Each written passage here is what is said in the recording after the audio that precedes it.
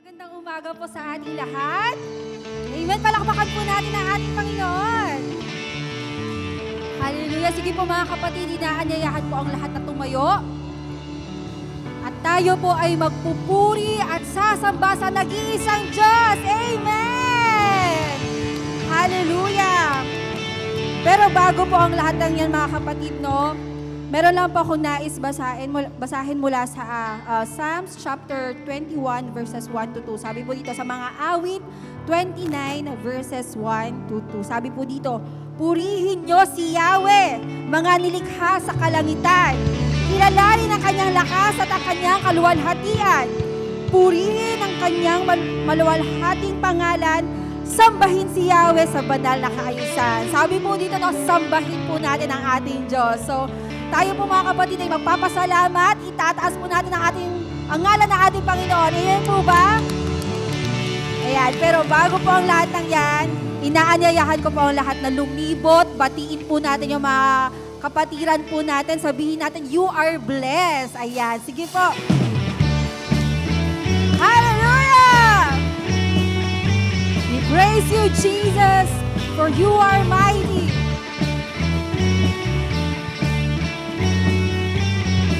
Love you, Lord.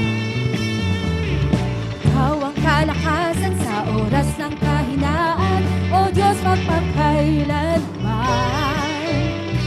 Ikaw ang siyang sandigan ko, maog at siyang kulihan ko, O Diyos magpakailanman. Ikaw lamang ang kailangan, pag-ibig mo walang hanggan, sapat ang iyong biyaya sa bawat sandali. Ikaw ang lahat sa akin. Amen. Ikaw lamang, Panginoon. Ikaw ang kalakasan sa oras ng kahinaan, O Diyos magpakailanman. Ikaw ang sandigan, Panginoon. Sandigan ko, buog at siyang kublihan ko, O Diyos magpakailanman. Ikaw lamang ang kailangan, pag-ibig mo walang hanggan, sapat ang iyong biyaya sa bawat sandali. Ikaw ang lahat sa akin. Hallelujah! Amen. Abitin po natin mga kapatid. Yes, Lord. Sabihin natin, ikaw ang kalakasan, Panginoon. Sa oras ng kahinaan, O Diyos magpakailanman. Ikaw ang siyang sandigan ko, maog at siyang kublihan ko, O Diyos magpakailanman. Ikaw lamang, let's declare! Pag-ibig mo walang hanggan, sapat ang iyong biyaya sa bawat sandali. Ikaw lamang ang kailangan, pag-ibig mo walang hanggan, sapat ang iyong biyaya sa bawat sandali. Ikaw ang lahat, Panginoon. Ikaw ang lahat sa akin. Hallelujah! Tunay nga po na wala nang katulad ang ating Diyos, pagkat siya'y nag-iisa at makapangyarihan. Awitin natin mga kapatid. Wala nang ibang katulad mo. Wala nang iba na hihigit pa sa'yo. Ikaw lamang, Diyos magpakailanman, ang may likha ng lupa at kalangitan. Wala nang ang ibang katulad mo. Wala kang katulad, Panginoon. Wala nang ang ibang katulad mo. Wala nang ang iba na hihigit pa sa'yo. Ikaw ang Diyos magpakailanman, ang may likha ng lupa at kalangitan.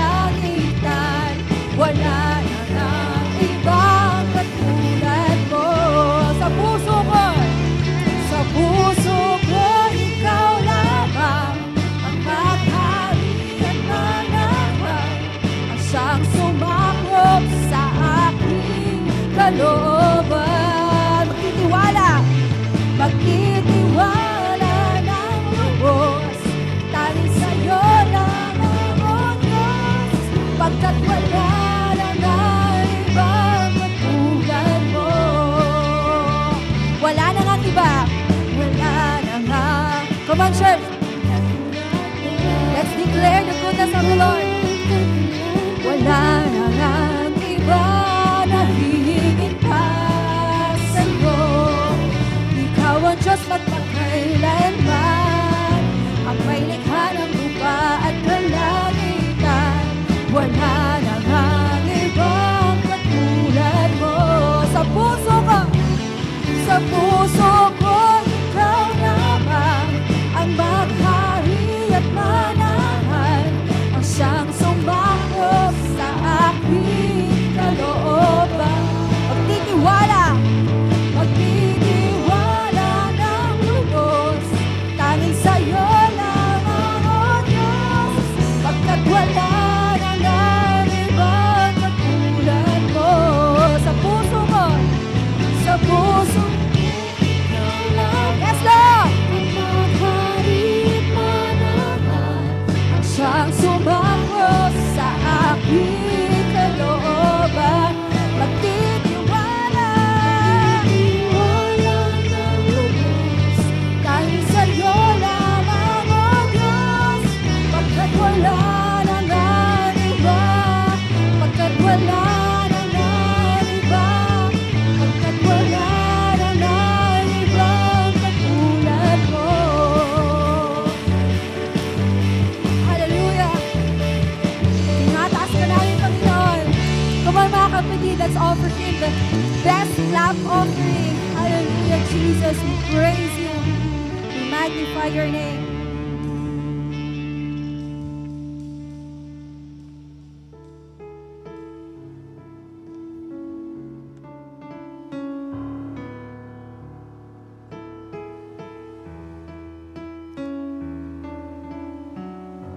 Yes, Lord. Tunay nga po, Panginoon, na Ikaw ay kahanga-hanga at siyang dapat purihin. Ang kadakilaan mo, Panginoon, ang kabutihan mo sa aming buhay, Lord God, ay sapat na rason, Lord God, para ikay itaas at sambahin ang pangalan mo. Yes, Lord.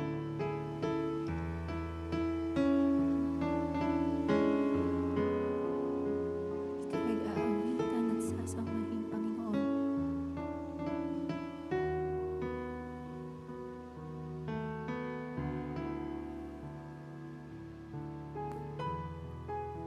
Kahanga-hanga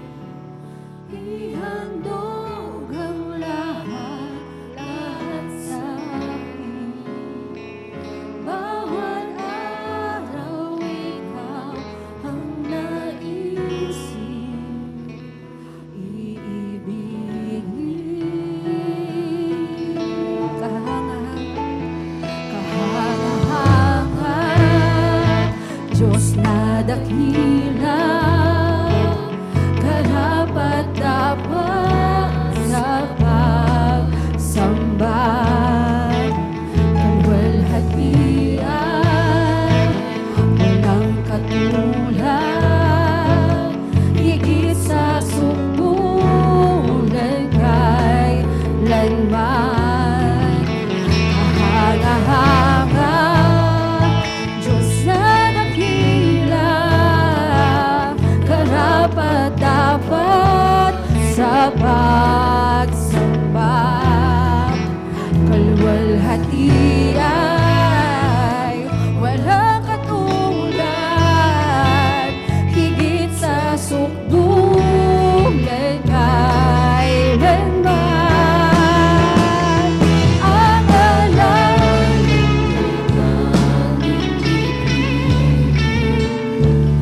ihandog ang lahat sa akin. Bawat araw ikaw ang naisip, iibigin ko. Ang alayan kay kangingiti, ihandog lahat sa akin. Bawat araw ikaw ang naisip, iibigin. Ang alayan ka, Panginoon.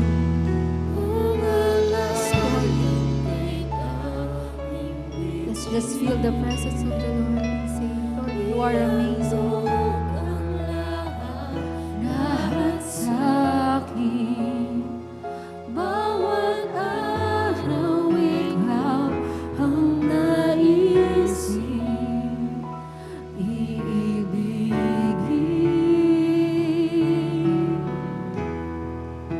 Kahanga-hanga,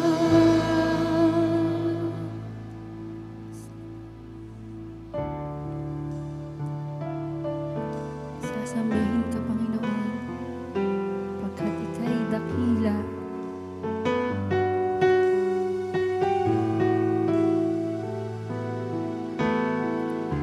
Ika'y sadyang kahanga-hanga, kahit na ulit-ulitin ko. Sabihin ko, mahirap man sa larawan ng damdamin na awitin ko. O aking Diyos, ika'y sadyang kahanga-hanga, Panginoon. Ika'y sadyang kahanga-hanga, kahit na ulit-ulitin ko. Sabihin ko,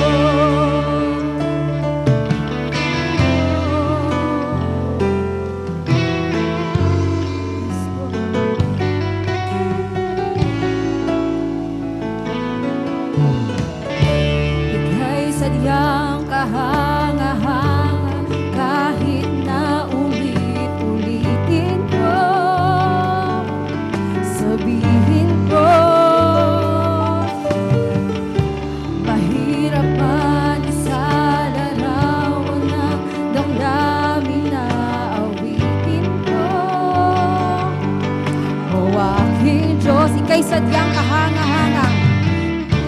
Ika'y sadyang kahanga-hanga, kahit na ulit-ulitin ko, sabihin ko, mahirap man sa larawan ng damdamin na awitin ko. O aking Diyos, kung ang laman ng puso ko'y naawit na, maging sa kahuli-hulihang hininga, ang nais ko ay sambahin ka, sambahin ka. Ang aking katugunan sa iyong kadakilaan ay sambahin ka, Panginoon. Come on, church.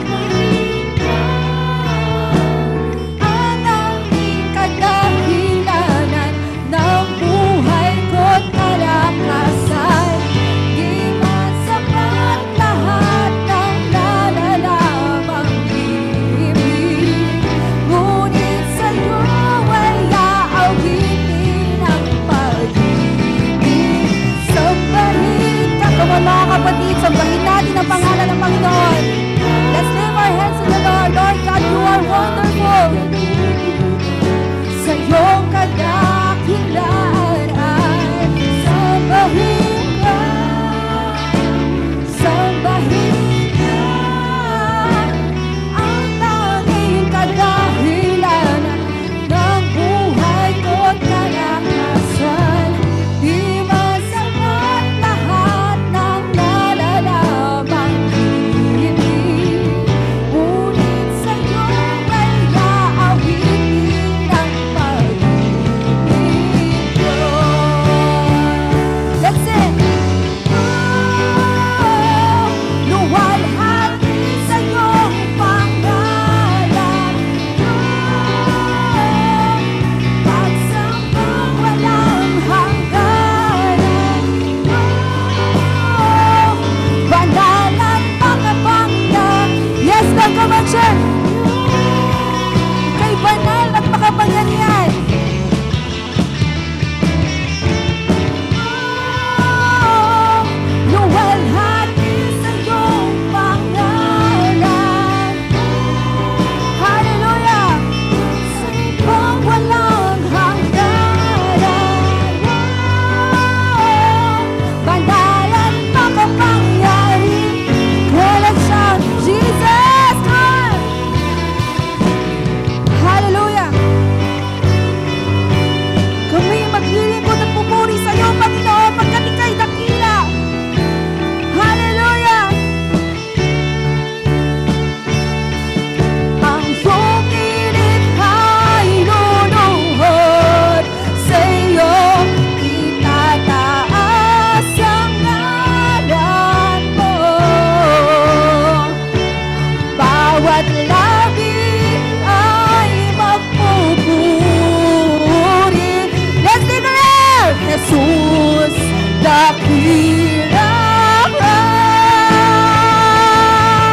Kami iyong likhay itataas ang ngalan mo.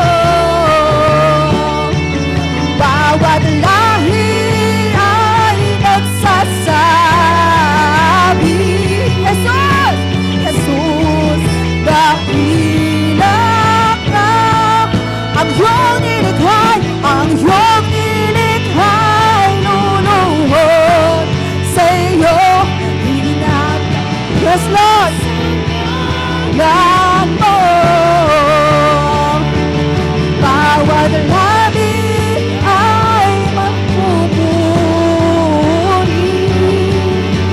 Jesus, dakila ka. Kami ang nilikha, kami lumuluhod. Come on, church, with our voices, let's shout to the Lord. Hallelujah! Bawat lahi ay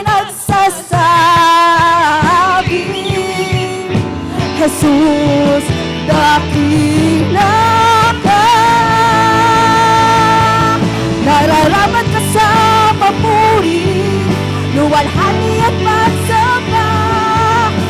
Jesus, ika'y dakilain, magpakailanman. Nararapat ka sa papuri, luwalhati at pagsamba.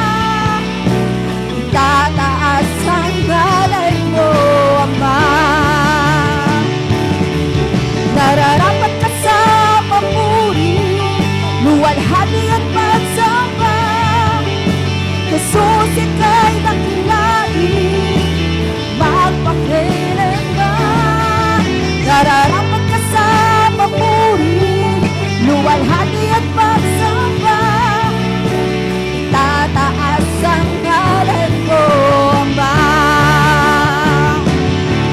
Ang iyong ilinhay luluhod sa iyo, itataas ang ngalan mo. Bawat labi ay magpupuri.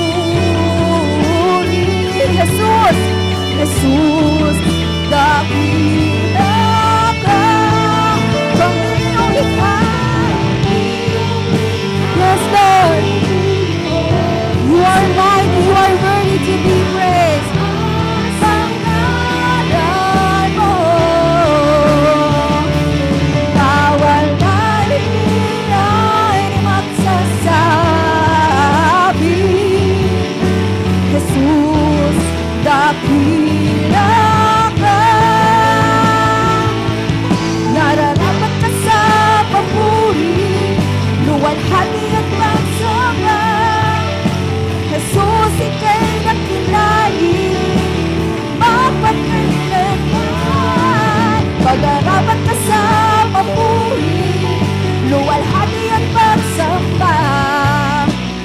Tataas ang ngalan mo, Ama. Itataas ang ngalan mo, Ama. Itataas ang ngalan mo, Ama. Oh, Tinararapat, oh Diyos. Hallelujah, sambahin ka, oh Panginoon, sa iyong kadakilaan. Hallelujah, Jesus.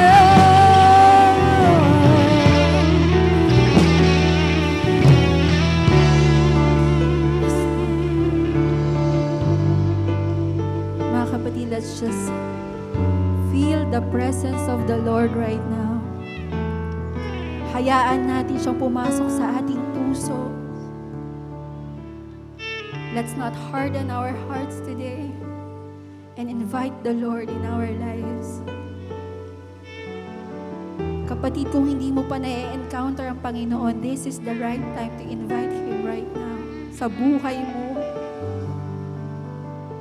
Let's just feel the presence of the Lord. Let us talk to the Lord. In this moment of silence, let's just hear the Lord. Hallelujah. Amen.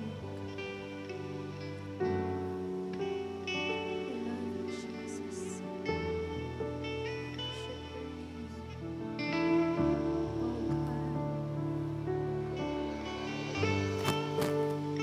Hallelujah. Can we just sing this song right now, mga kapatid, for the last time we sing? Nararapat ka sa papuri, Panginoon. Nararapat ka sa papuri. Sabihin mo sa Panginoon. Nararapat ka, Panginoon. Magpakailanman. Nararapat ka sa papuri. Luwalhati at samba, itataas ang ngalan mo. kapatid, let's just give the Lord the best clap offering. Itaas ang iyong pangalan, Panginoon, pagkat ika'y nagbubukod tanging Diyos. Hallelujah! Let's give it the best clap offering for the King of all kings and the Lord of all lords. Hallelujah! Amen! Amen.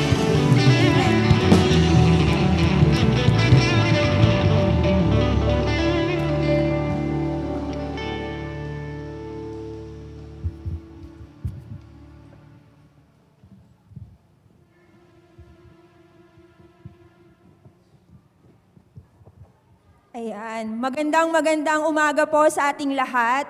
Napakasarap po magpuri sa ating Panginoon, ano? And before we proceed po on the other form of worship, which is tithes and offering, we would like everyone po to, or we would like to invite everyone po who would like to declare that they have accepted Jesus in their lives. So, meron po tayong magaganap na water baptism on April 19, and last day po of registration is today. So, everyone po na hindi pa nakakapag-register, pumunta lamang po kay Tita Ai Cuartero, dun po sa ating registration area. And again, we are inviting po on our ministries. Yan. Sabi nga po ni Pastor Rene lagi, no, hindi nyo po upuan yan. So ano pong gagawin natin? 'Di ba? Kailangan po nating mag-step up and join our ministries. So we have lots of ministries po available for you, and lumapit lamang po tayo sa ating mga heads. Hindi na po na-flash, pero meron po tayong Martha Ministry, meron tayong Ushering, meron tayong Connect, meron tayong Ignite, and meron tayong Worship Ministry. Ayan. And dumako naman po tayo sa ating pagbibigay. I would like to share to you, kung nakakasunod po kayo sa ating Bible reading, isa po to sa nadaanan na natin. So, in Acts, Mga Gawa, chapter 3, verse 6. Tagalog po, sabi dito. Ito po yung time na pumunta si Pedro sa temple, and then meron pong lame man. Sabi niya po sa verse 6, ngunit sinabi ni Pedro, wala akong pilak o ginto, ngunit may iba akong ibibigay sa iyo.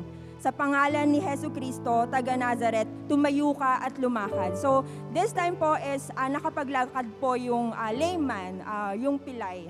And what I'm trying to tell you po mga kapatid, no, na dito po sa kwento, or dun for sa verse na binasa natin, si Pedro, dalawa po sila dito si Pedro at saka si Juan. Wala po silang kayahan to give material possession dun sa layman. Pero ang binigay po nila is what they have, which is Jesus Christ, which is healing from Jesus Christ. So, what I'm trying to explain po I'm trying to let you know mga kapatid, no, na hindi po, kung wala man po tayong material possession to give, to share to our brothers and sisters, meron po tayong Jesus Christ in our lives na pwede po nating i-share, diba? Sa mga nangangailangan. Hindi po laging pag sinabing magbibigay or nangangailangan yung kapatiran natin, it's always about our possessions. It's also the one that we have in our life, which is Jesus Christ. Ayan. And sa mundo na madalas nakatutok sa material na yaman, it's a reminder na ang pinakamalaking kaloob na maaari nating ibigay ay ang pagbibigay ng spiritual and emotional healing and transformation sa ating mga kapatiran. Ayan. I encourage everyone po to give our tithes and offering.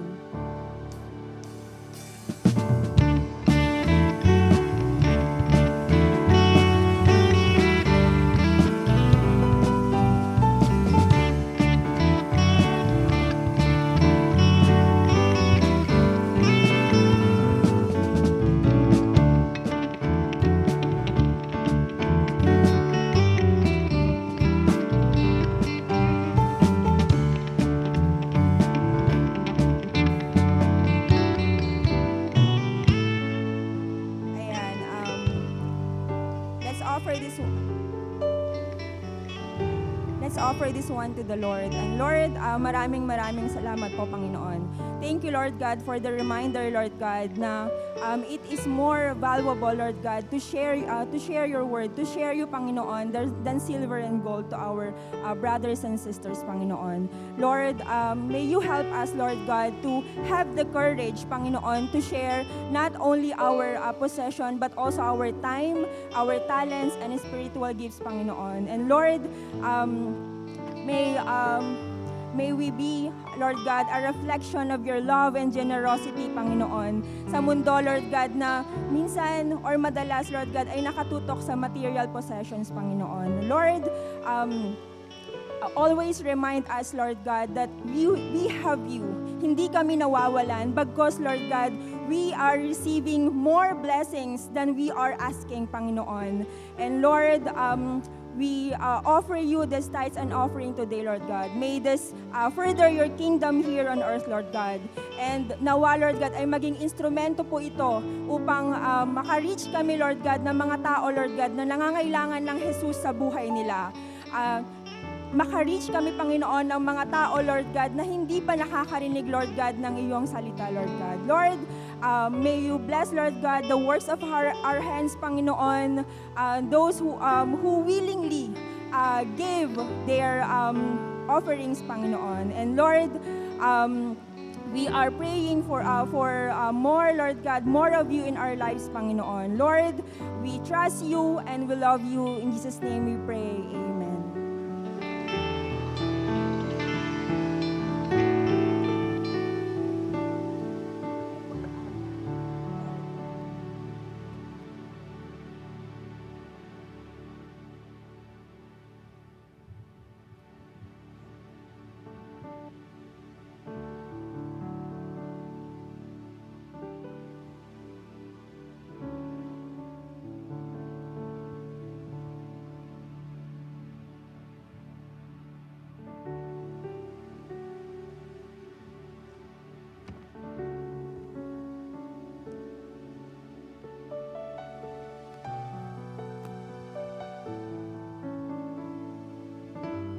Mic test, sound check. Yan. So, isang mapagpalang umaga po sa bawat isa. Can you greet your neighbor? Good morning. Yan. Welcome po sa CCOF Marikina Sunday Service. Kanina po nung nagpe-pray ako, nanginginig na yung tuhod ko. Mas nanginig yung tuhod ko ngayon. Ayan. So, I'm happy to be with you. Ang huli ko po kayong nakasama was downstairs sa midweek po, and medyo madadalas po tayong magkita. Amen. Ayan. So, praise God for this morning, mga kapatid. And asan yung isda? Hindi, joke lang. Kinain niya daw. Ay, thank you, ate. Ayan. So, mga kapatid, ngayong umaga po, thank you, Adrian.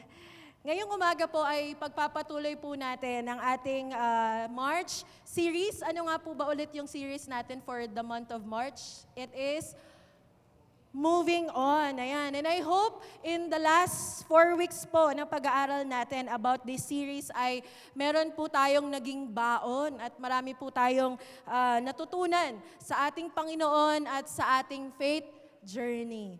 And this morning po ang huling linggo. So excited na po ba tayo? Amen. At ngayong umaga po, gusto ko pong simulan ang ating mensahe sa isang experiment. Ayan. So medyo bago to. Sorry po, pag teacher talaga, marami. Ayan, experiment po. So ako po yung mag-experiment, kayo lang naman ay mag-observe. Ayan. So mga kapatid, ngayong umaga po, let's talk about God's character and our character. Ayan. So, gagamit po tayo ng dalawang bagay dito. We have the, ano pong ito? Bato, the rock, and we have the waves or the water. So, imagine nyo po, mga kapatid, na ito pong bato, by the way, bato po namin to sa bahay. May nagbabato pa ba? Yan, nagbabato ng mga tuhod. Yan. So, imagine this rock represents God. No, tignan niyo po ito. This represents God. Ano po ang characteristics ng isang bato? Solid. Amen? Solid. Unshakable. Amen? Di ba? Kaya nga may parable sa Bible na if you followed, listen to the Word of God, you're like a person building his home on a solid rock. Amen? So, ibig sabihin po, ang bato ay solid, unshakable, and constant. Can you say constant? Sayang, wala akong martilyo. Ipapamartilyo ko sana kay Tatay Francis. Titignan natin kung magiging clay. Pero I'm sure, kahit anong gawin natin dito, ito ay magiging bato lamang. Amen? Amen. So, mga kapatid, now, I want you to look at this fish bowl. So, wala siyang isda. Lalabas yung isda dito. Hindi, joke lang. Dito po, mga kapatid, I want you to look at this water. So, gagamitin ko na lang po yung daliri ko to steer. Yan. Nakikita niyo po ba? Nakikita niyo da? Sana nilagyan ko ng food color. So, ano po yung nakikita natin, mga kapatid?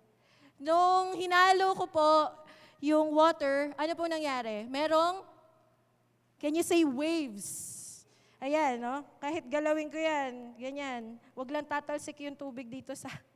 Ayan. So, ito po mga kapatid, no? The water or the waves represents us. Can you say us? No? Our emotions, our moods. No? Sinong nagpapalit ang emosyon dito from time to time? Hooray, mga girls, ako din po, no? Our decisions, sometimes we change our decisions from time to time. Kung kanina, sabi mo, kakain ka sa Mang Inasal, ngayon sa po? Jollibee, yan, no? Ano pa? And even sometimes, our faith.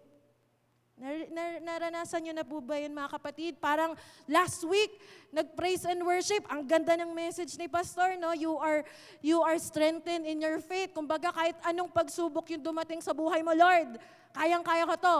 Pero, after a week, may nagkasakit sa mga anak mo, parang, asa na yung faith ko, Lord? Parang nanghina. Naranasan nyo na po ba yun? Yung parang, kahapon, ang taas ng pananampalataya natin. No? Pero one moment, no, we were filled with doubt. Have you experienced that, mga kapatid? Ako lang, no? Ako din po, naranasan ko to, no? Alam niyo po, mga kapatid, katulad po ng tubig na to, no? The Israelites were like this water nung sila po ay papunta na sa promised land. So it was a crucial moment for them because it was about to enter the promised land. Pero ang Panginoon, He had given them so much victories. Can you say victories? And after that victory, marami pong pagpapala ang Panginoon. They praise God, they worship Him, they grew in their faith, I believe. Amen? But after a while, because of what happened, no, their fear made them hesitate, step back. No? Nag-step back po sila. Meanwhile, katulad po ng batong ito, our God is like this rock. He never changed His promise to them. Amen? And now, ito po ang tanong ko sa bawat isa, mga kapatid. Magiging katulad po ba tayo ng waves na ito? No? Kapag tayo po ay humarap sa mga hamon ng buhay, mga pagsubok, no? Are we going to be like this water, changing, shifting with every challenges and trials we face?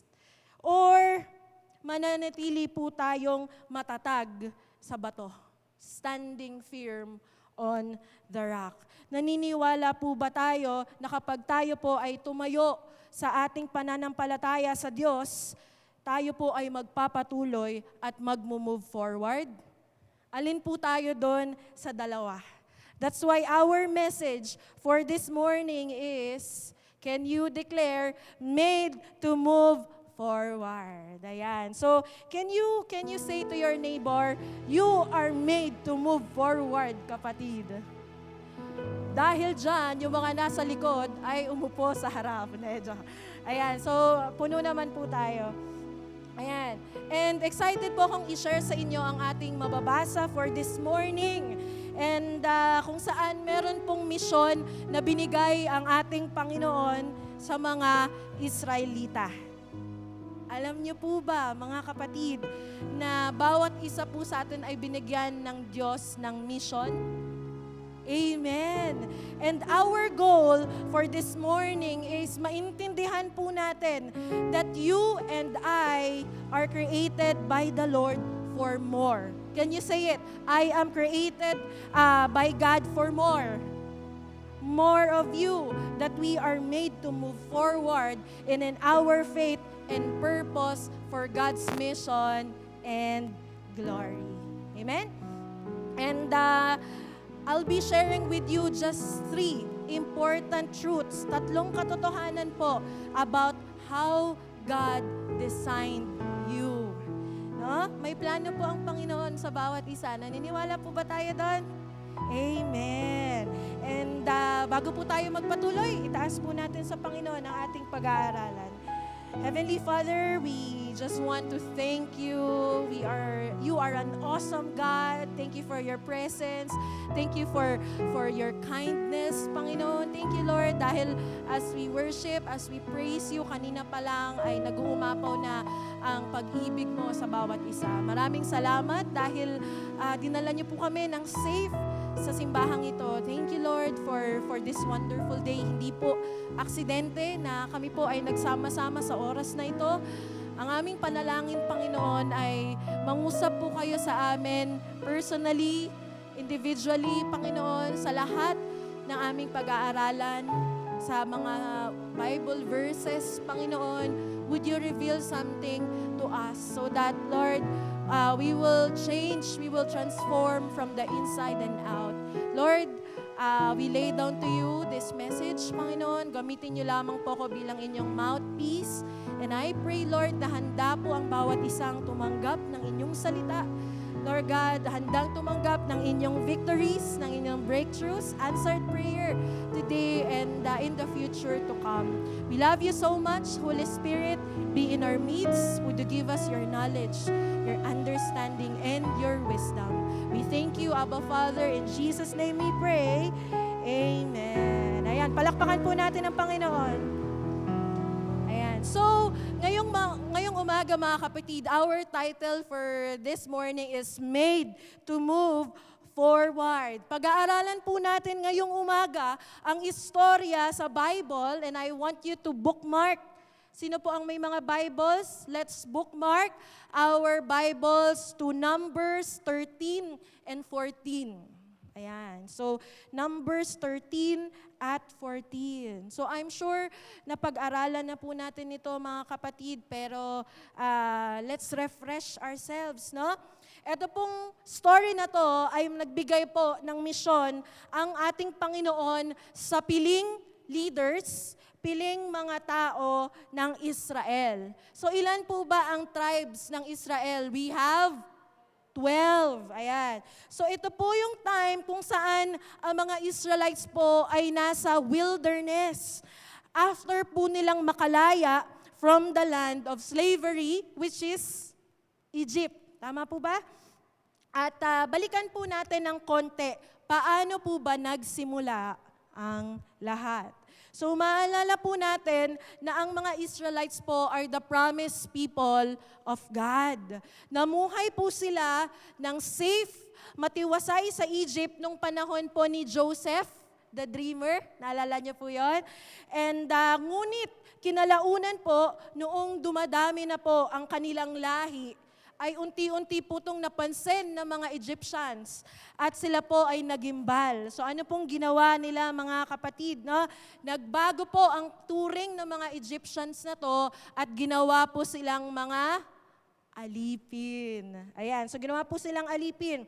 Ngunit gumamit po ang Panginoon ng tao na magre-rescue po sa mga Israelites. Sino po siya? Si Moses. Moises. So sa tulong po ni Moses, no, at ang kapangyarihan ng Panginoon, ang mga Israelites po ay nagkaroon ng freedom at deliverance. At sa mga susunod po na pangyayari, nung sila po ay na-deliver, no, from the lands of slavery, napakarami pong pinamalas na milagro, kapangyarihan ng ating Panginoon sa mga Israelites nung sila po ay nasa wilderness. With their naked eyes, nakita po nila ang kapangyarihan, ang mighty works ng ating Panginoon. And then, what happened after? Kapatid, the Lord reaffirmed His promise to the Israelites. So, inulit po, binigyang diin ng ating Panginoon yung kanyang promise. Ano po ba yung promise na yon? That God would give them a land. Can you say promised land? Promised land. Ito pong land na to, it was a land with overflowing milk and honey. Imagine niyo po yun, nag-uumapaw na gatas at honey. Kapatid, it refers to the land of Canaan. Can you say Canaan? Ito po yung promise ng ating Panginoon magsimula pa lang kay Abraham. Tama po ba? And to his descendants back in Genesis.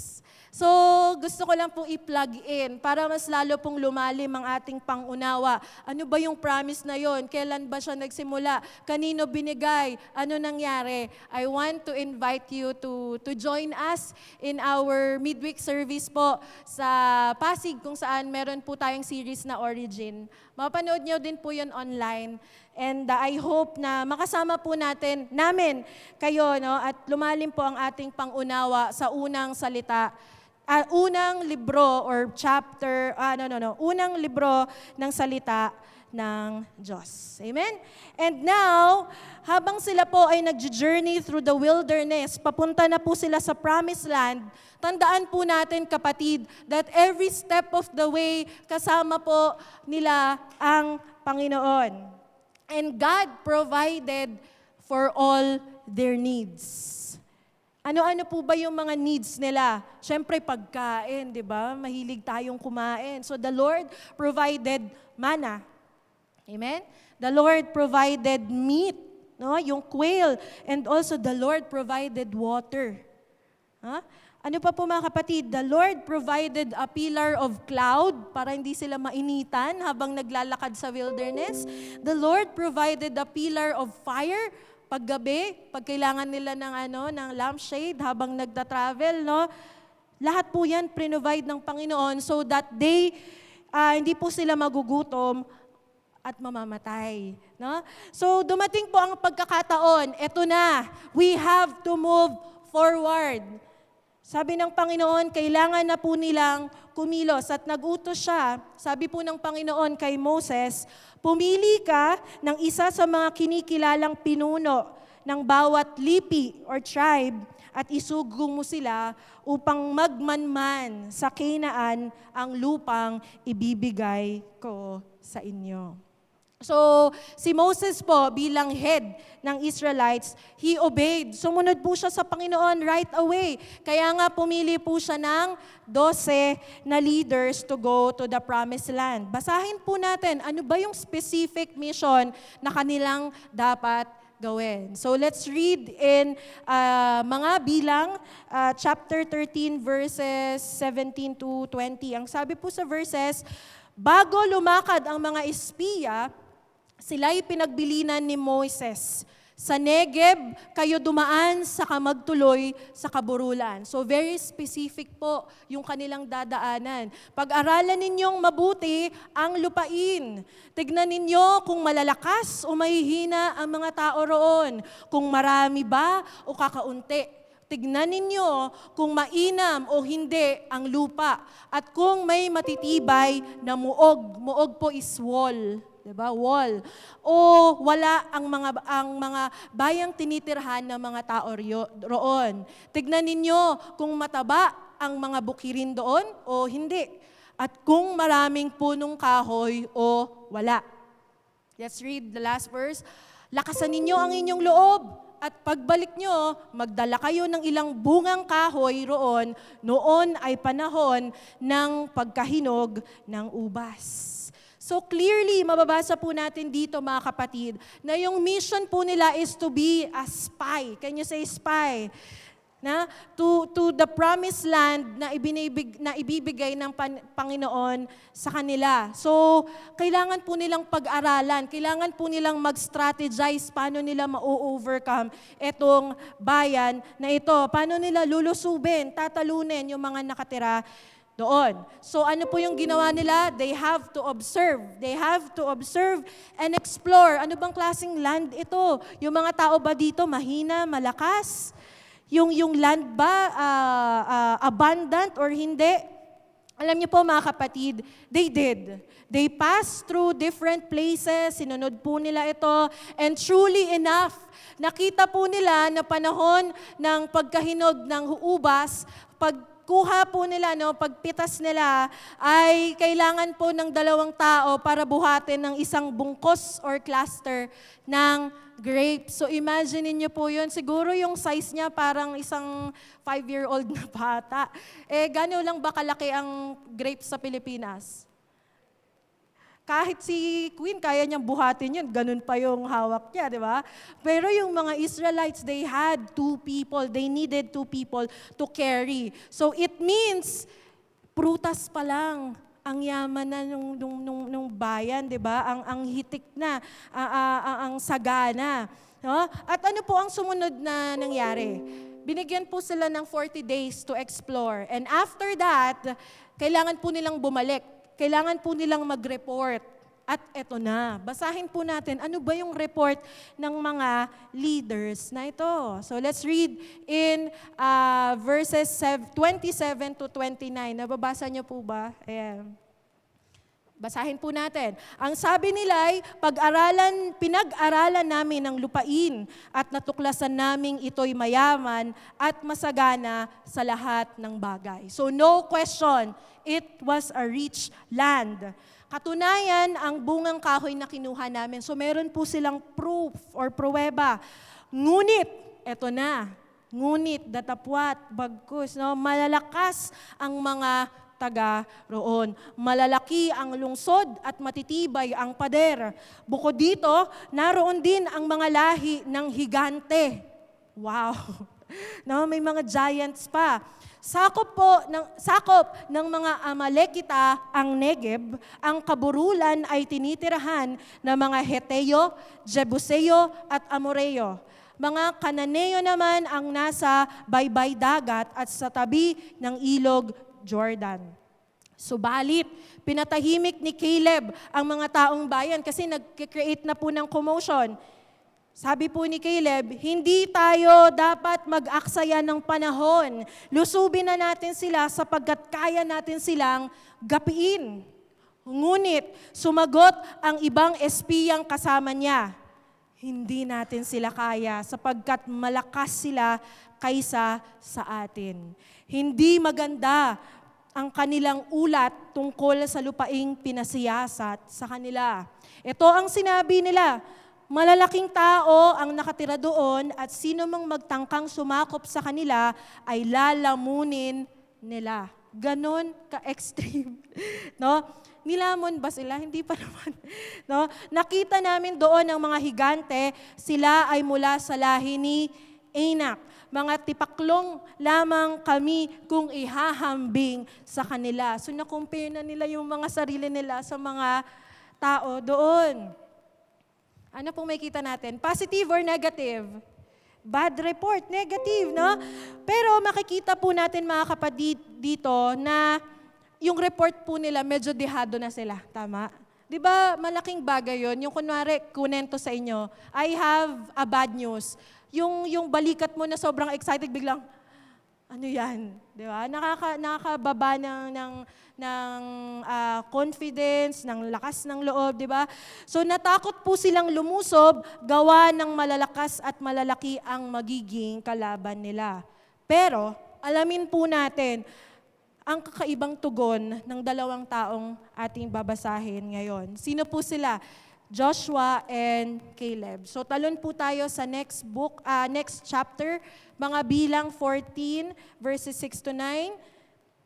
Na after na po yan ng commotion, so nag-away-away na sila, ano nang gagawin natin? Matatalo na tayo, ganyan-ganyan. Dahil po sa hinagpis, pinunit po ni Joshua na anak ni Nun at Caleb na anak ni Jephunneh ang kanilang kasuotan. So sa sobrang hinagpis po nila, talagang diba? Sobra po silang naging emotional at sinabi po nila, mainam ang lupaing tinignan namin. Saganang-sagana sa lahat ng bagay. Kung malulugod sa atin si Yahweh, ibibigay niya sa atin ang lupaing iyon na mayaman at sagana sa lahat ng bagay. Huwag lamang kayong maghihimagsik sa Kanya. Huwag lang daw silang maghihimagsik sa Panginoon.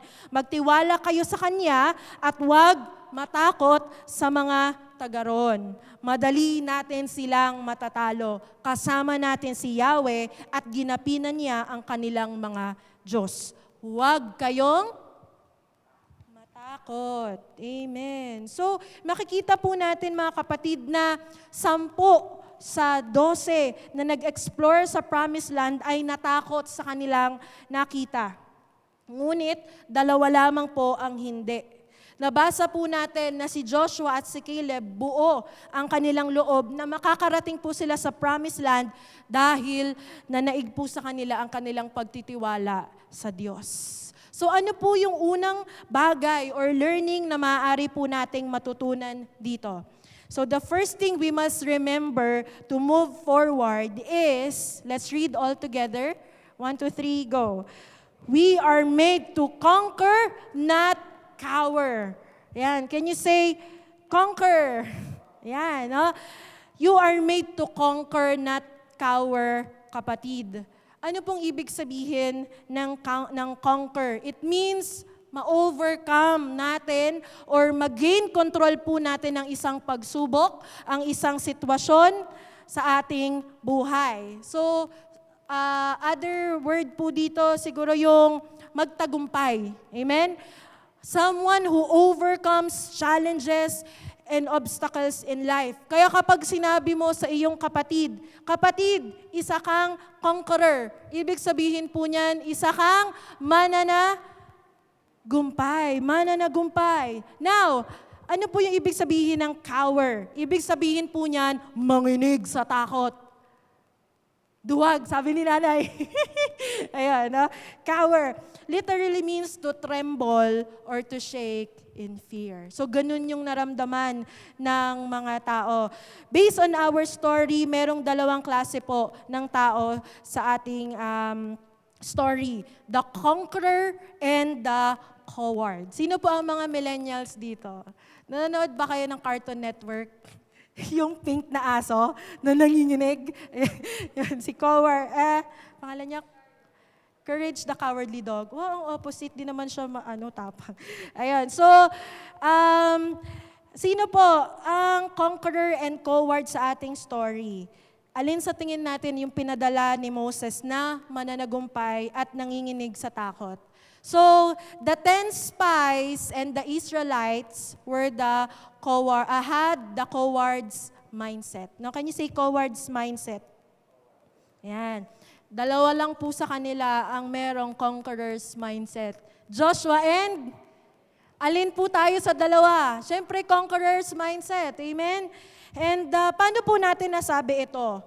When the bad report spread around and heard by the Israelites, sila po ay nanginig sa takot at sila po ay nagdalawang isip na pumasok sa Promised Land. Malapit na po sila. Alam niyo po ba na kapag pupunta ka sa Promised Land, kung ikaw ay Israelite, you only have to take 10 days. More likely. Pero, mga kapatid, dahil po sa kanilang doubt, no, sa kanila pong mga fear, it took them years. Mamaya, sabihin ko po kung ilang years yan.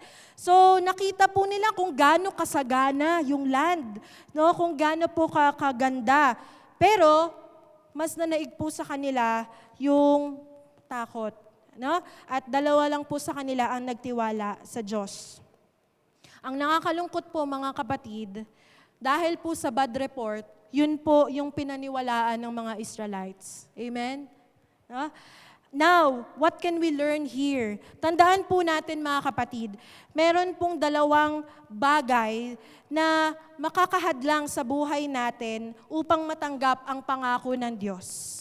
Kailangan pong alam natin yung dalawang to. Ano po ito mga kapatid? FD. Fear and doubt. Can you say fear and doubt? Ang fear or doubt hinder us from receiving God's promises, but faith makes us move forward. Amen?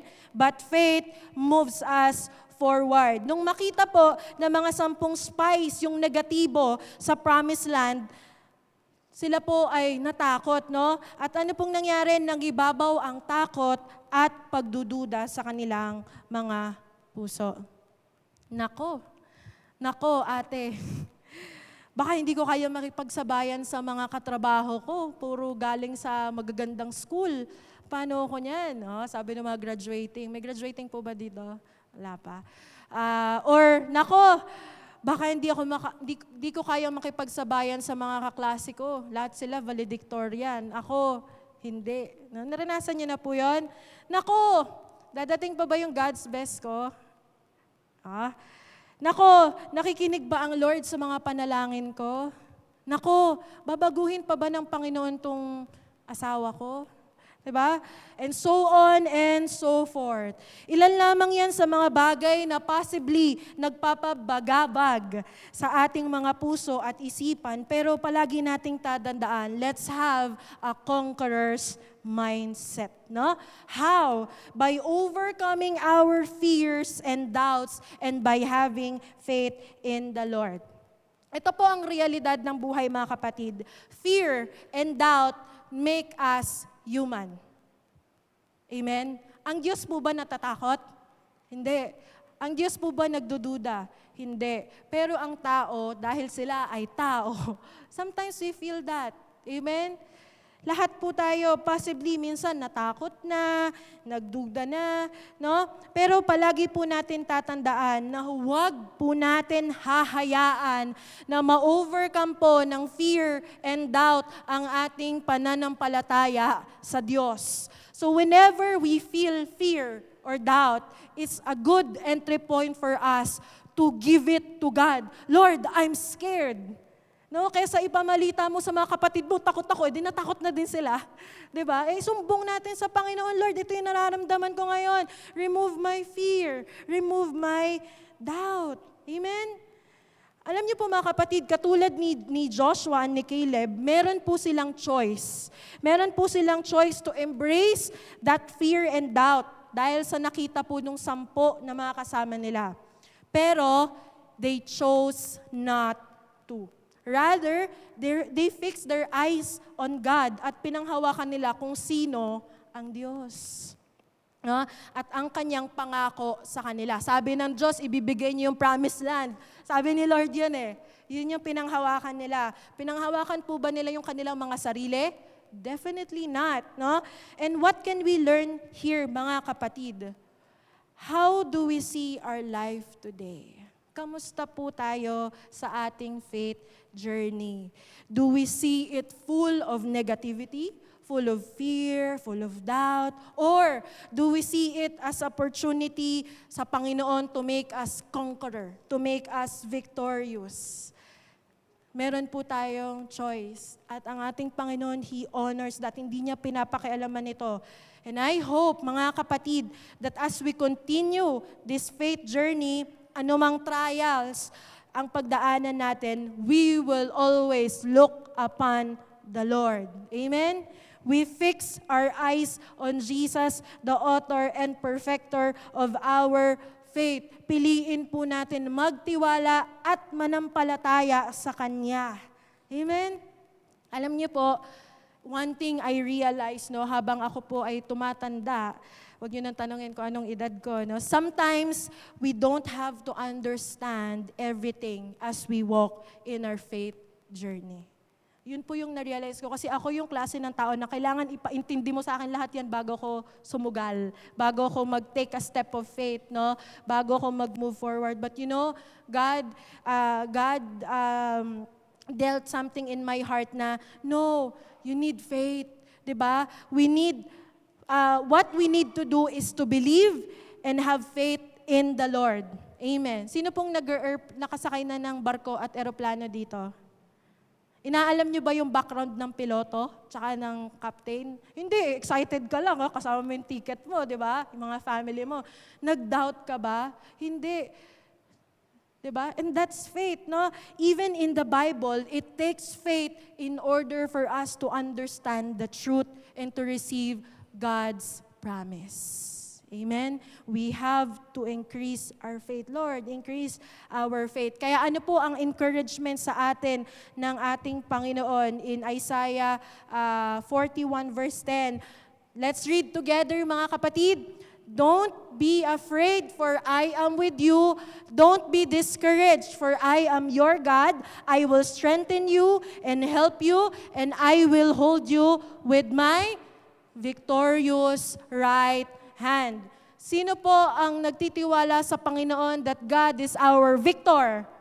Amen. So therefore, let's put our faith in Him and not to ourselves. Amen? At ano pa po yung encouragement? Punong-puno tayo ng encouragement ngayong umaga. Proverbs 3 verses 5 to 10. Trust in the Lord with all your heart. Do not depend on our own understanding. Seek His will in all you do, and He will show you which path to take. So alam po ng ating Panginoon that when we depend on our own understanding, in our feelings, in our knowledge, we will fail. No? Bakit? We are just people. We are just human beings. No? We prone to fail. But when we put our faith on God, sa ating Panginoon, He will help us. Amen? Amen? And this is my challenge to each and every one of us this morning. Kapatid, what victories are we holding back from because of fear? Ano yung mga pinapanalangin mong tagumpay, pero pinagkakait mo sa sarili mo dahil takot ka or takot tayo? Ano kaya yun, mga kapatid, no? Relational healing, siguro work, di ba? Our prayers, bondage of sin, and so on and so forth.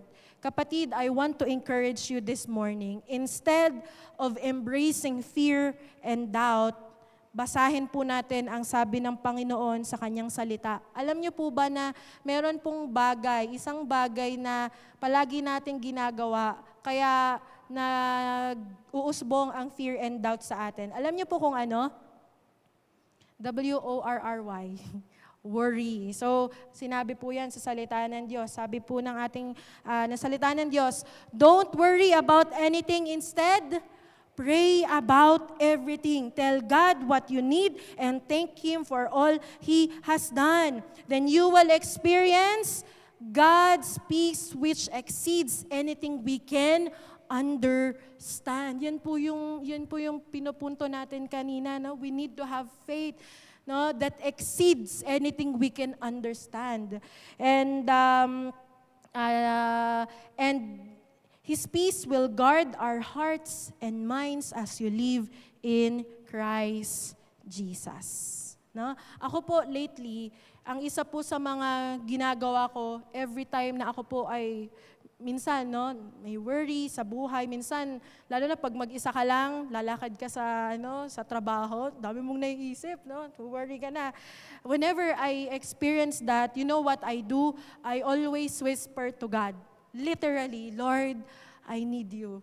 Siguro yung isang pasahero sabi to, Lord, I need you this moment because I'm feeling this negative feeling at the moment. You know, mga kapatid, whenever I experience that, I always remember the life verses I hold on sa ating Panginoon. Kapatid, meron ka bang pangakong pinangahawakan sa Diyos? Amen. Whenever you have fear, you, anong term to? salagan mo ng salita ng Diyos, yung pinangahawakan mong mga promise niyan. So pray instead of worry, worship instead of having fear. Amen? Alam niyo po, ganun po makapangyarihan ng ating Panginoon. He can use anything to help us overcome. No? Now, tuloy po tayo sa ating journey. Pangalawang aral po na ating matututunan as we move on and move forward sa ating faith journey. Let's read all together. 1, 2, 3. We are made to change, not to conform. Not to conform. Palagi po nating tatandaan na isa po sa mga pinaka-importanteng lesson na matututunan po natin sa buhay ng mga Israelites is for us to let go of our old way of thinking bilang mga alipin. And accept God's transformation sa ating buhay. So we can learn something from the lives of these people in Hebrews 3 verses 12 to 15. Ang sabi po, be careful then, dear brothers and sisters. Make sure that your own hearts are not evil and unbelieving, turning you away from the living God. You must warn each other every day while it is still today, so that none of you will deceive by sin and harden against God. For if we are faithful to the end, trusting God just as firmly as when we first believe, we will share in all that belongs to Christ. Remember what it says. Basahin po natin together. Today, when you hear His voice, don't harden your hearts as Israel did when they rebelled. So, matututunan po natin dito in Hebrews that God's own people, God's chosen people, had rebelled against Him in so many ways. It's just a reflection na tao din sila. Tama po ba? Ano-ano ba yung mga ginawa nila? They complained to God. They love to complain to God. Kapag humarap na sila sa matinding pagsubok, nagutom, nainitan, they grumbled to God. Lord, kung ganito, ganyan, sana dito na lang kami sa Egypt kaysa nandito kami, ganyan. They worship idols, Gumawa pa sila ng gintong calf because they became impatient in waiting for Moses. Ano pa mga kapatid? They doubted God's promise. Papunta sila sa promised land, nagpadala sila ng spies because of the negative report, they stepped back. They rejected God's provision and kingship. Alam niyo po ba mga kapatid, as we move forward dito sa ating pag-aaral ay ayaw po gusto ng mga Israelites ng king na tao, instead of God. Israel demanded a human king rejecting God as their king. Though ang ating Panginoon, He ruled them directly through prophets and judges, mas gusto pa din nila ng tao katulad ng mga ibang bansa. At dahil po dito mga kapatid, it was a rebellion against God's leadership. Ano pa po mga kapatid? They returned to many gods. After po nilang magsettle sa promised land, repeated over and over again, they worship the gods of their surrounding nation. Nakalimutan po nila ang Diyos who delivered them from slavery. Now, ano po yung pwede natin matutunan dito mga kapatid? The Israelites reflect the true condition of a person's heart. Amen? Rebellious, sinful, selfish. Kapatid, hindi lang po sila yon, tayo din. At some point, perhaps at some point of our lives, we've also complained to God. We've also doubted God's promise. Siguro yung iba din po sa atin, perhaps we played God. Pinili natin yung desisyon natin kahit malino na sinabi ng Diyos, huwag mong gagawin yan. We played God sometimes. Some of us rejected the will of God sa ating mga buhay. But, kapatid, pakinggan niyo po ito. This is very important. Let's always remember that despite the condition of human's heart, no, tayo, God remained the same. God is always being so patient and hindi po siya nag-give up sa atin. Kahit anong tigas ng puso natin, ng Diyos, He's there to help us. Amen? And I want you to reflect on this, mga kapatid. Tayong mga tao, no, I just realized na ang Diyos, He is a holy God. Tayo bilang mga tao, we are prone to sin, we are prone to change, we are prone to stray away from God, especially when life is hard. No? It's easy to forget God because we are full of negativity. No? But kapatid, naisip niyo po ba na ang Lord iniwan ka? Kapatid, hindi. For the Lord is our strong fortress and source of strength. No? God is just waiting for us. No? God is just waiting for us. Ito po yung question na gusto kong iwan sa inyo. No? Who are we in the times when everything is favorable to us? Sino tayo sa mga panahon na lahat ay pabor sa atin? Good things, good times, no? Kapatid, sino tayo in the times we are pressured and stretched in life? No? Let's reflect on this, mga kapatid. No? Alam niyo po, ang mga Israelites, they praise, they worship God in every victory they experience. They witness God's power and miracles. But you know, along the way, nung binigyan na sila ng Panginoon ng misyon, tatalunin niyo to, they step back. And all the more, mga kapatid, no, we must draw ourselves to God. No, we have to face the giants of our lives and let's conquer them by drawing our hearts to the King of Kings and to the Lord of Lords. Amen? At alam niyo mga kapatid, isa po sa mga bagay na ginagawa ng Diyos para magkaroon tayo ng conqueror's mindset is to change us. Minsan yung mga sitwasyon sa buhay natin, no? Lord, baguhin mo tong tao to kasi ganyan, ganito, ganyan, no? Pero, you know, may mga times na the Lord brings us those people for us to change first. Na parang marirealize natin, ako pala muna yung kailangan baguhin ng Panginoon para makita nung taong to na binago ko ng Diyos. Di ba yun yung masarap sa pakiramdam at sa, alam niyo yun yung parang hindi mo mawiwin yung tao dahil ito yung ginawa mo. Pinakita mo lang kung sino si Jesus sa iyong buhay. And right now, in whatever season we are in, my prayer is, let's continue to be more Christ-like. That's our goal, kapatid. As we live here on earth, we will be closer to God and we will be closer like God. Amen? We will be closer with God, lalalim yung relasyon natin sa Kanya, and we will be closer like Him, maging kamukha niya. Amen? At parte po yun ng pagbabago, no? It could be our attitude towards people around us. It could be our responses, no? When we hear and see, no? And it could be our response sa mga bagay na pinapagawa ng Diyos sa atin. Lahat po tayo, even myself, parte po ng proseso ng pagbabago ng ating Diyos. So this is my encouragement to each and every one of us. Be patient to others.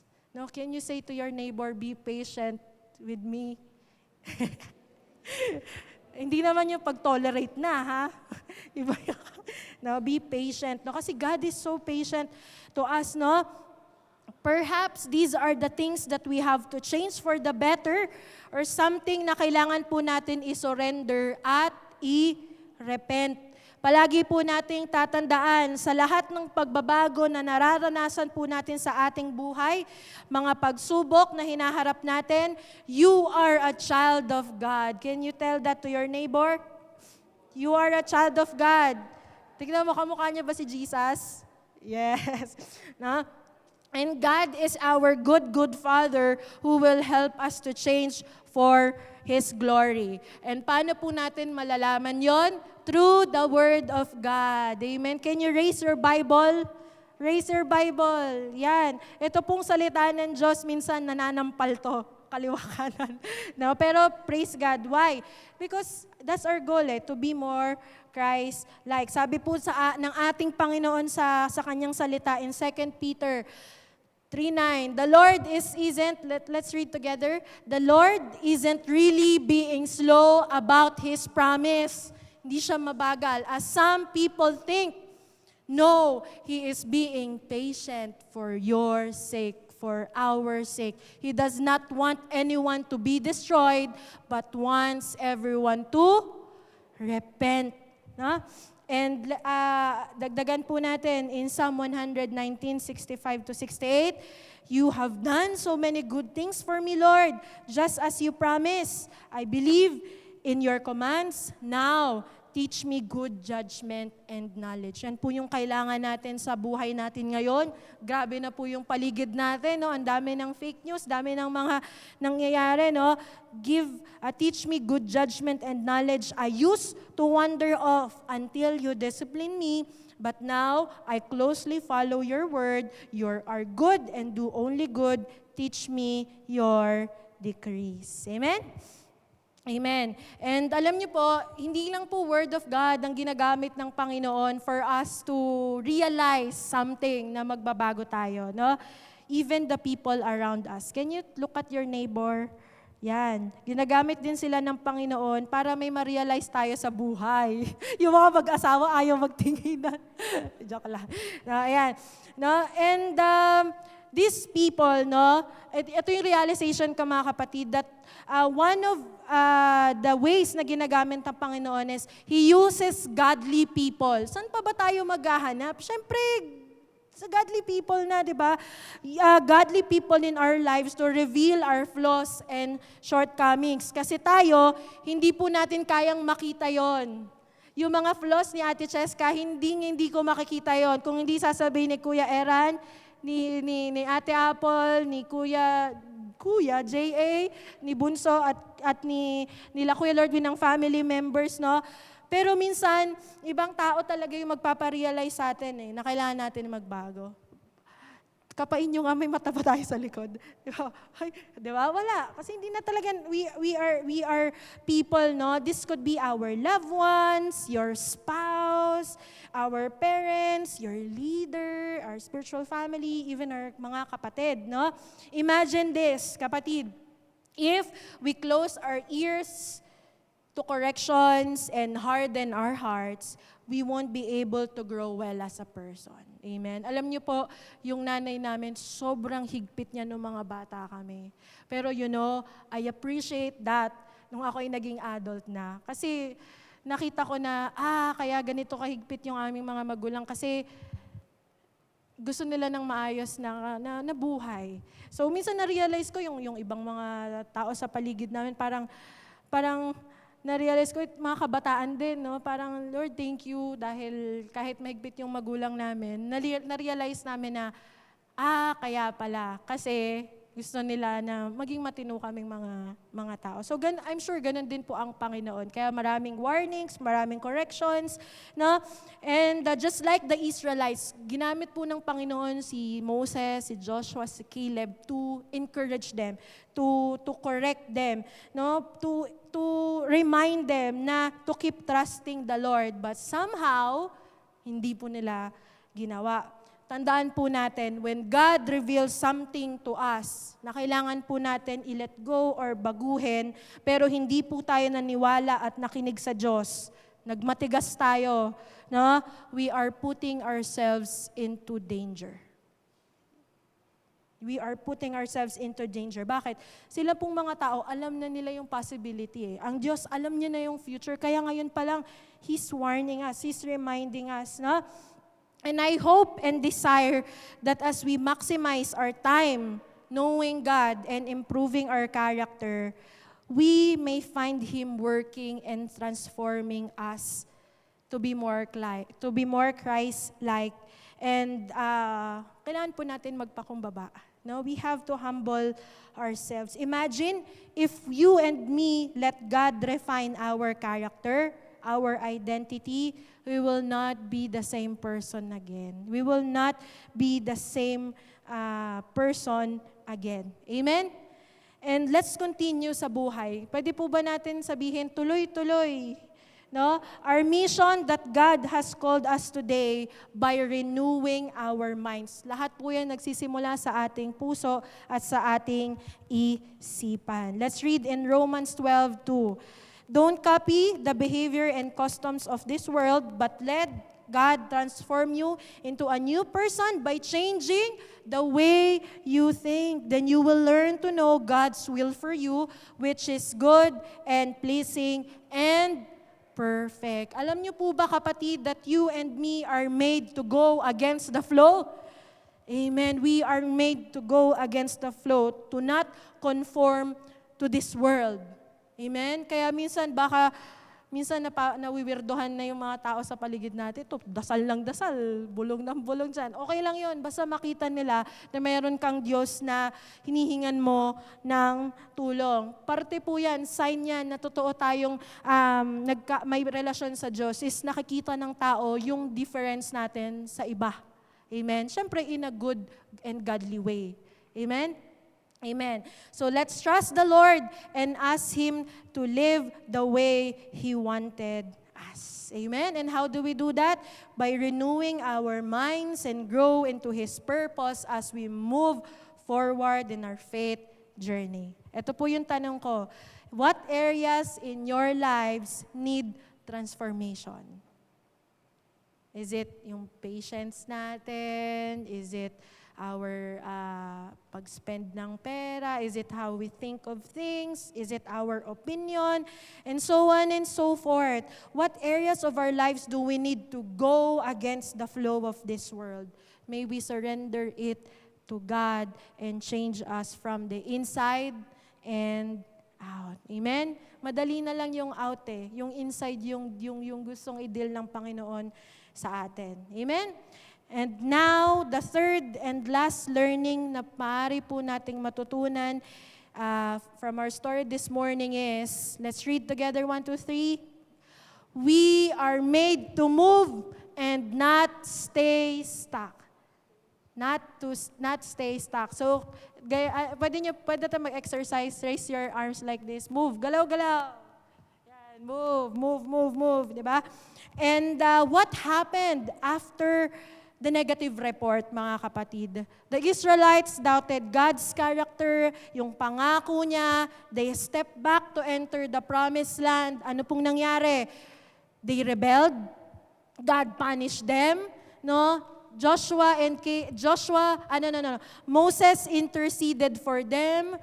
The Israelites wandered in the wilderness for 40 years. So imagine niyo po yung consequences ng kanilang disbelief and fear. You know what happened? Only Joshua and Caleb, who had faith in God, were spared from the punishment and enter the promised land. No? So yung old generation ng mga Israelites, hindi po sila nakapasok ng promised land because of their disbelief. No? At ano nangyari? Lumusob po sila. Sinabi na ni Moses, huwag kayong lulusob, di nyo kasama ang Lord. Lumusob pa din sila, di patay. No? After all the things na nangyari po sa Israelites, this is the next generation. Papunta na po sila sa promised land. Joshua challenged the new generation of Israelites to choose whom they would serve because God gave them another chance. God is indeed the God of many chances. Let's read in Joshua 24. Medyo malayo na po yan, pero ito yung challenge ni Joshua. But if you refuse to serve the Lord, then choose today whom you will serve. Would you prefer the gods your ancestors served beyond the Euphrates? Or will it be the gods of the Amorites in whose land you now live? Sabi po ni Joshua, but as for me and my family, we will serve the Lord. Serving the Lord keeps us moving. Amen? Amen. They continued trusting God and obeying Him in the wilderness for 40 years. Ginawa po ito nila Joshua. That's why they were able. They had the conqueror's mindset. They did not conform to the negativity of the Israelites. And most importantly, they moved forward in their walk kahit mahirap ang proseso. Hindi po nila inalaw yung sarili nila na ma-stuck. Ano po sa Tagalog ang stuck? Matenga matenga. And why? Because their faith in God is active. Can you say faith is active? Malalaman po nating active ang faith ng isang Kristiyano, isang tao, kapag siya po ay kumikilos. No? Kaya tama yung sinabi ni Ate Isabel kanina, yung upuan natin yan, kaya yan walang pangalan dahil hindi tayo forever na nakaupo. So, time will come, no? Tayo po ay tatayo at kikilos para sa Panginoon. Kapatid, I want to encourage you, hindi lang po sa loob ng simbahan, even outside the church, sa school, sa workplace, sa barkada natin, sa mga tao sa paligid natin. And this is my challenge to you, mga kapatid, no? We are called to move. Amen? We are called to step out. We are called to serve. Kaya po yung team natin this year is rising up. Pag nag-rise up ka, tatayo ka, lalakad tayo, we are called to live with purpose and we need faith in the Lord to move forward. Kasi minsan, nag-move forward nga tayo, nakalimutan man natin ng Diyos. Diba? Kaya minsan, nag-epic fail yung mga buhay natin. No? And this is my challenge to you. Saan po tayo tinatawag ng Panginoon to take a step of faith? Saang bagay ba ako sasabi na Lord na, mag-move forward ka na, Cheska. I want to share this quote that I read last Friday. This is a reminder. Sabi po is, don't stay in the boat when God is calling you to step out on the water. At ibabalik ko po sa inyo ang tanong, where does God want you to step out, no, on the water? Where, kapatid, no? Is it sharing Jesus in your workplace? Is it sharing Jesus sa school? No? Is it going against the culture of the world today? Is it going against of the culture of the people today? Or is it serving God in the ministry here sa church? Marami pong ways para tayo ay mag-move sa ating Panginoon. Alam niyo po, ang nai-imagine ko, no, sa bawat isa sa atin, we're like a nara tree. No, yung mataas, matatag yung kanilang pagtubo, mayabong yung leaves, no? At yung roots po nila malalim. At bakit ko sinabi yun, mga kapatid? May growth, no? May growth. And we perhaps, no, for some of us, you are now due. Can you say it? Due ka na. Baka sabihin niyo, buntis na. Due ka na. No? You are due to move forward and step up in serving Him. I-share ko lamang po sa inyo yung mga isa sa mga, actually maraming bagay na pwedeng mag-step up. Ministry. Amen? Ano pa? Sharing the Word of God. Relationship, mga kapatid. Maraming bagay. No matter what is it, kapatid, remember that God is with you every step of the way. Amen? Kahit minsan nakakanginig, minsan na magandang maramdaman yun para ma-realize mo na, Lord, hindi talaga ako yan, ikaw yan. Amen? And that is a humbling experience to us. God wants you to bear fruit for His kingdom. Bago natin i-desire yung gifts of the Spirit, fruits muna.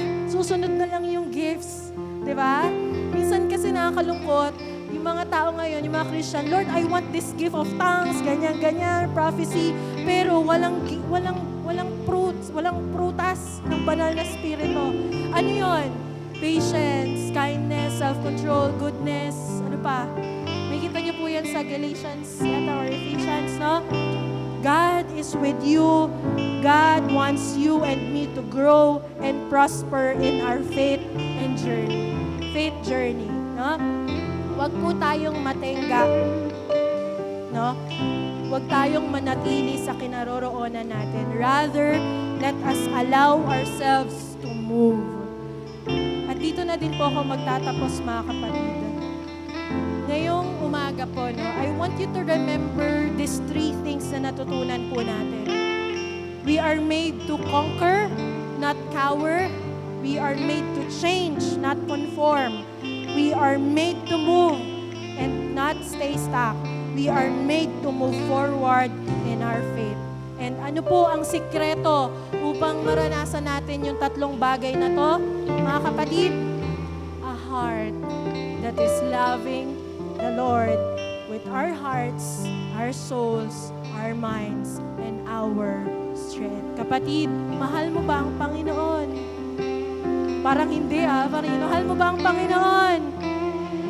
If that's so, your life should be your response, ang ating tugon sa kalwalhatian. Amen?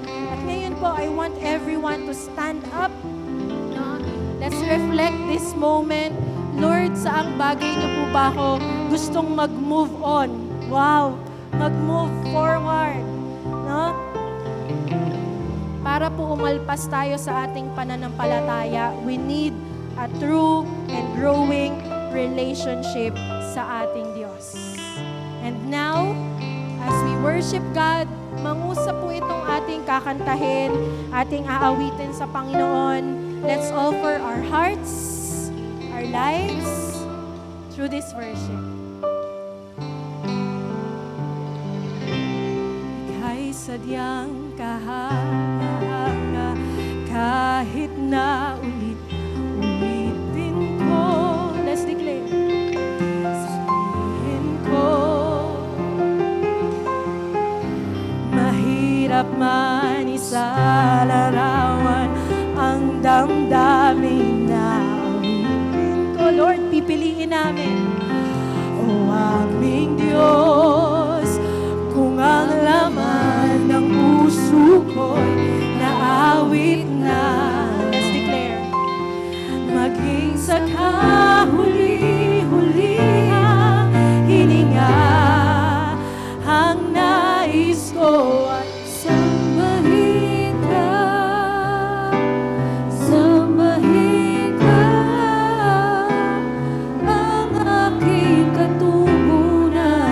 Iyong kadakilaan ay sambahin ka, sambahin ka, ang tanging kadahilanan ng buhay ko't kalakasan. Let's declare! Di man sapat lahat ng nalalaman. Lord, hindi enough, Panginoon, but we will give. Ngunit sa'yo awitin ang pag-ibig ko. Lord, we offer to you our hearts. Let's declare.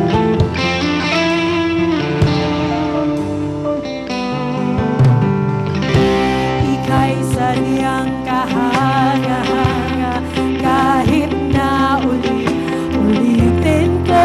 Let's declare. Sabihin ko, mahirap man sa larawan ang damdamin na. Lord, pipiliin namin tumingin sa inyo. Sabihin ko, kung ang laman ng puso ko'y naawit na. Yan siya.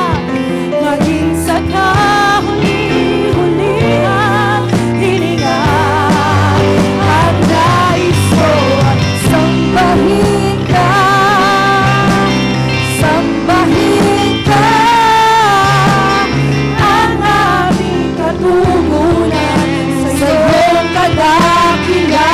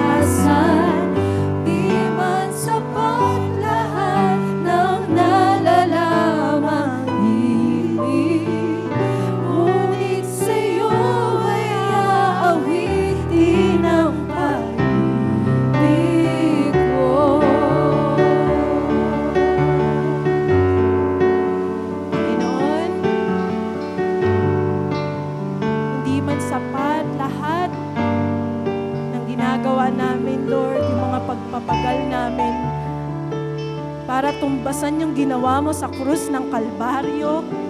Pero Panginoon, maraming salamat dahil pinipili mo kaming mahalin, ibigin, Panginoon.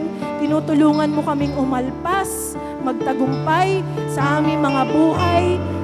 Panginoon, maraming salamat po, O Diyos. Salamat po sa inyong salita. Salamat po sa encouragement, Lord. Salamat sa pagtutuwid, Panginoon. Alam namin, Panginoon, naiintindihan po namin na mahal niyo kami at ayaw niyo po kaming mawala sa inyo, O Lord.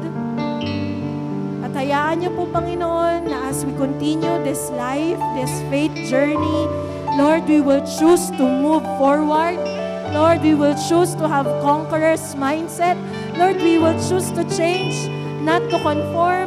Lord, we will choose to move, not to stay stuck, Panginoon. But Lord, in order for us to do those things, Panginoon, help us, Lord, to have a true and growing personal relationship with you. Yung mga bagay na pinapangarap namin, Panginoon, maraming salamat dahil ikaw po yung nagbigay nito, kayo yung nagtanim nito, Panginoon. But Lord, help us to trust you. Help us to have faith in you, Panginoon. At Lord, we will always acknowledge that it is you, Lord, who made us possible to experience these things, Lord. Panginoon, as we end this series, Lord, we will move forward and we will take a leap of faith, Panginoon. Lord, i-bless niyo po ang bawat isa. Itaas po natin ang ating mga kamay. Lord, bless each and everyone's family, Lord, na makita po nilang kumikilos kayo sa buhay ng bawat isa. I pray for healing sa mga may nararamdamang sakit or kung ano man, Lord, nakabigatan. Lord, I pray for restoration, healing, Panginoon. Lord, sa mga may kakulangan, Panginoon, punuin niyo po ito, Lord. Would you provide for our needs, Lord? Yung mga kailangan mag-decide, kailangan pag-isipan, Panginoon, give us your wisdom, give us your understanding, and help us to follow your will. Lord, take the wheel, Panginoon. Take the wheel of our lives, and we will continue trusting you. And as we go home, Lord, keep us safe, and may we continue to give glory in your name as we continue this life here on earth. Lord, we thank you. We love you so much. In Jesus' mighty name we pray. Let's declare, Amen.